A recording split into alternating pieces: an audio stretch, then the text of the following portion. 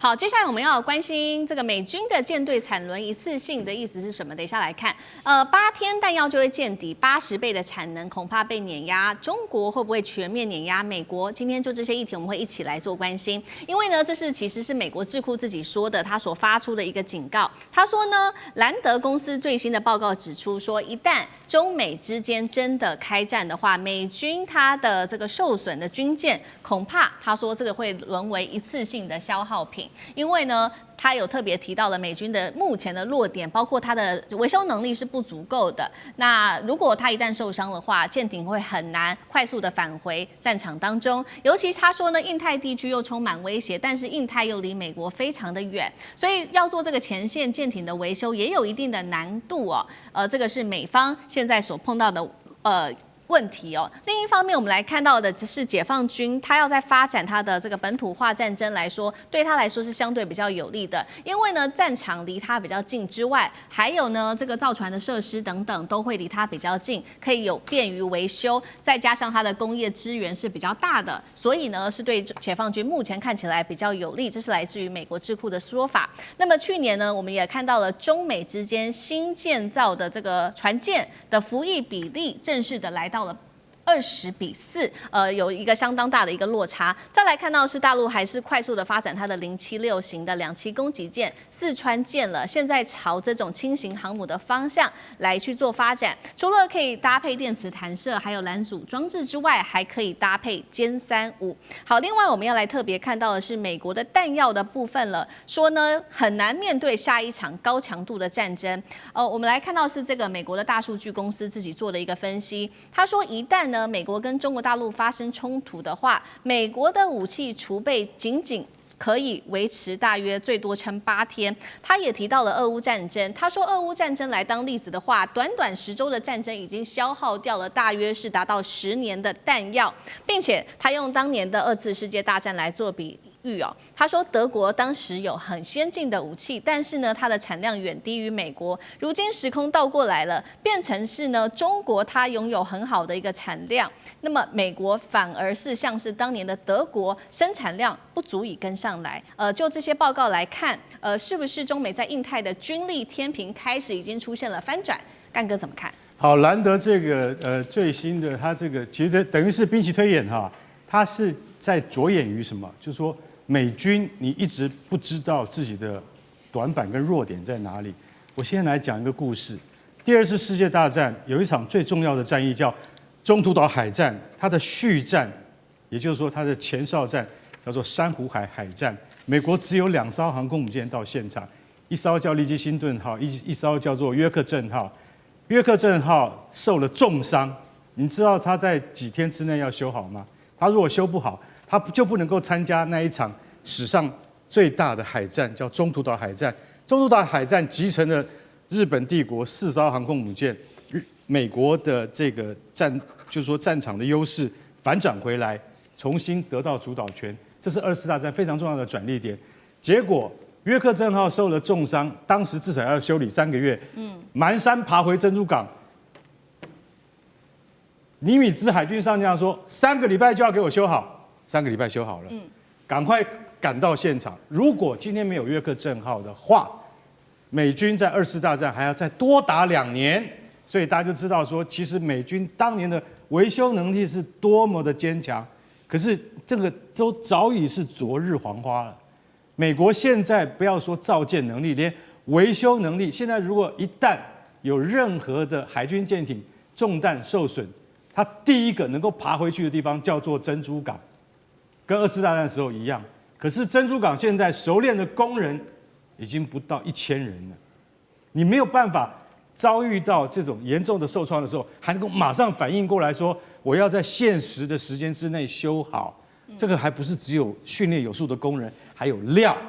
料件在哪裡？好，從這個第一點你就可以看見，然後我們再看第2點，解放軍他是在靠在自己的海岸作戰，最多我們到了第2島鏈去。當然，如果真的戰爭發生，也許會打到夏威夷，也不一定。可是，在目前我們現在來看的話，你就可以看江南造船廠，還有那個葫蘆島的造船廠，這附近的造船廠都能夠直接去維修受損的艦艇。好，再來，你再看如果說我們現在航空母艦福建號跟那個遼寧號不夠了，對不对？還有就是我們現在3艘航空母艦，萬一不夠，我們還可以用076两栖攻擊艦四川號這種船來在緊急應變的時候搭載殲35戰鬥機。所以在這種情況下，美國有沒有配套的可以替代品？沒有，完全沒有。這個就是兩軍之間的消長，我們都可以看見。再來，我們就要講說，這個蘭德智庫大數據分析，他已經講說，如果真的打起來的話，美國的彈藥只能夠剩8天。我再來舉俄羅斯，也就是前蘇聯，當時你知道俄羅斯在他被德軍入侵的時候，當時他們130萬大軍已經快要沒有彈藥可以用，羅斯福總統緊急送給他1萬架飛機。美國在2次大戰時候的世界工廠的地位，如果今天沒有美國參戰的話，俄羅斯第一個先戰敗，第二個英國也承受不了，再來整個國際的局勢跟歷史都要改寫。所以美國在当年的世界工廠的地位，今天已經淪落到它完全不能夠再恢復到當年，不要說是我說是1/10，連1%他都做不到。而且当时现在蘭德智庫他就有講一句，他說美國贏在哪裡？不是贏在他的坦克贏過德軍，而是德軍的坦克都很精密啊，德國人做的東西都很棒，虎式坦克，結果一中彈馬上報廢，連修都沒辦法修。美國的雪曼坦克是有很大的維修能量，都修得回來，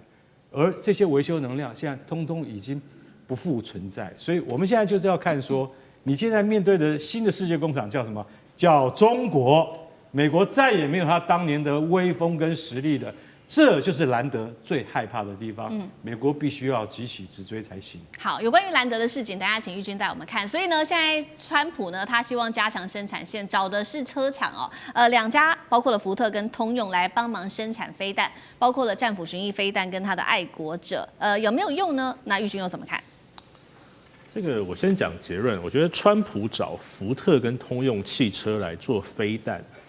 它的方向或許沒有錯，它是把80年前的這個可以說是肌肉的記憶找回來，就是工業動員嘛，美國過去是工業的動員嘛，但是現在的工業動員就是所謂的當初2戰的那個民主的兵工廠，這一次能不能被喚醒呢？我個人覺得這是一個跟時間的豪賭，而且我並不是這麼的這個正面，我認為他這一次失敗的幾率是蠻高的，但是我先講，對於川普來說呢，他自己的政治上的他國內政治上他是一個贏家，因為這是他從2016年當總統到現在一直在講的，他要把這個製造業搬回美國，那會不會成功是另外一回事。那現在要看的是說，他要把這個兵工廠搬回美國能不能夠成功？好，我認為這個不能夠成功，主要是有3個落差點啊。第一個是時間的落差點，就是說現在他要用，你看他要用一年的時間去彌補上這個整個可以說是福特汽車或通用汽車的去運輸其他的生產其他的東西的話，這個時間點對美國來說，從動員到死亡的窗口，這個動員的時間呢是不夠的哦，因為美國在2戰的時候，它其實在後面它一開始是沒有參戰的，所以它現在要這麼快的時間是不夠的。第二個是複雜程度，以前這些汽車廠它做的只是一些鋼板啊、一些引擎啊，現在要做這麼精密的飛彈呢？我認為它在短時間之內呢，要怎麼樣的同類的升級呢，是沒有辦法達到的。而且這些可以說是這個私人的公司呢，它怎麼樣能去募資？就是說，美國的資金、政府的資金怎麼進入私人的公司？我覺得在這個狀況下是沒有辦法達到。最後就是說，也是最困難的一件事情，就是他如果要把這個從戰爭的立場上變成他的一個縱深點的話，它實際上是非常危險的，因為過去德軍是打不到底特律，但是現在我們看到這麼多的無人機，它如果持續在這邊生產的話，很有可能會變無人機或者是敵方的攻擊。所以你換個角度來看的話，就是美國它現在能不能及時的補上它的產能？它有時間的問題，它有金錢的問題，它有複雜性，所謂技術上的問題。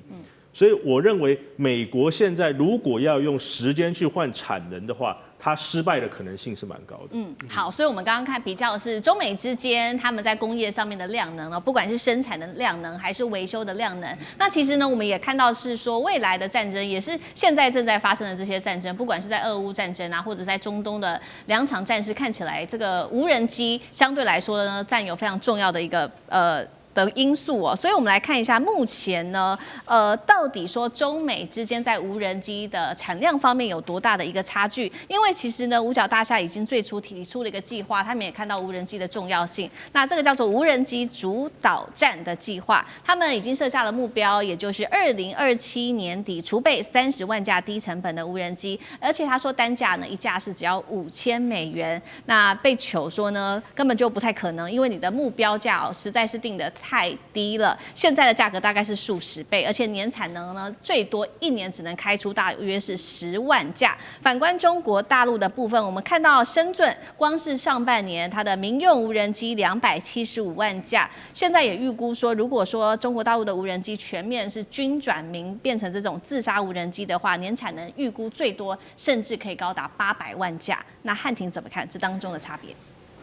？80倍的差距啊！不是吹啊，是深圳1個月的量就能夠頂美軍1年推。阿特拉斯的蜂群不是鬼，是斷網了還能飛，打掉還能補位。團滅算法不用吹，是6毫秒決策，還能夠讓美國沒眨眼就報廢啊！還有押韻，真厲害。所以美國呢，1年造無人機10萬架啊。那中國大陸如果全部都變成是軍用自殺的無人機呢，1個月50到70萬，1年輕鬆600到800萬。那台灣的軍購大概要買的是3000架，你看買起來像小兒科啊。所以大陸跟美國這所謂的差距80倍，不僅是說量的差別，而且關鍵是在於FPV 的自殺機再加上飽和消耗的這件事情。俄烏戰爭已經驗證了嘛，就是你$5萬的這個 FPV 能夠幹掉$8000萬的F 戰鬥機，可以幹掉幾億美金的這個防空雷達車。這種不對稱的消耗才是美軍最害怕的啊。所以量的差別80倍本身很可怕。但更可怕的是，你一顆幾千萬的飛彈擋我一個5000元的無人機，那你先破產，對吧？他看誰比較有錢。所以第二個更厲害的是80倍呢，只是量多。那阿特拉斯解決的是一個量多還不亂啊，量多了還能操控。像我們前面所說的哦，它呢是一個完全自動化的，那而且一套呢是一車就可以控96架，鍛鍊還能自癒，還能夠自主的合作。別人家的蜂群呢一斷網就散。阿特拉斯的蜂群呢，斷了網還能幹啊！別人家的蜂群打掉母雞就完蛋，阿特拉斯的蜂群啊，每架都可以自己飛，都可以自己幹。別人家的蜂群呢，操作員手忙腳亂，但是阿特拉斯的蜂群呢，一個人管96架啊，對吧？這吃個飯，同時就把仗給打完了。那當然我講的是比較誇張一點了。那有沒有說這麼厲害，然後它就是成為什麼中美的終極變數啊？沒有啊，這個只能說是在戰術上的優勢。那畢竟戰略上它沒有辦法來決定應該佔領哪座島啊，應該要打哪個地方啊，哪個按鈕誰先按啊，這個是政治層面跟軍事戰略更可怕的。那不過呢，在美國目前比較大的缺陷或者說危機呢，不僅是無人機的制造的量，是它一個全部供應鏈它的維修跟補給的缺失。所以這邊說它的造艦也跟不上，然後船的修補速度也跟不上，它整個彈藥庫存也跟不上，再加上制造無人機也跟不上。你如果每一個單獨來看啊，美國都還有它可以去補充說明的地方，但如果每個都放在一起看，這才是會讓五角大廈半夜驚醒的東西。好，謝謝漢庭。那我們休息一下，馬上回來。觀眾朋友們，我們要開會員頻道啦！因應呢美中、中東還有印太的亂局，你看到的是新聞，我們看到的是背後誰在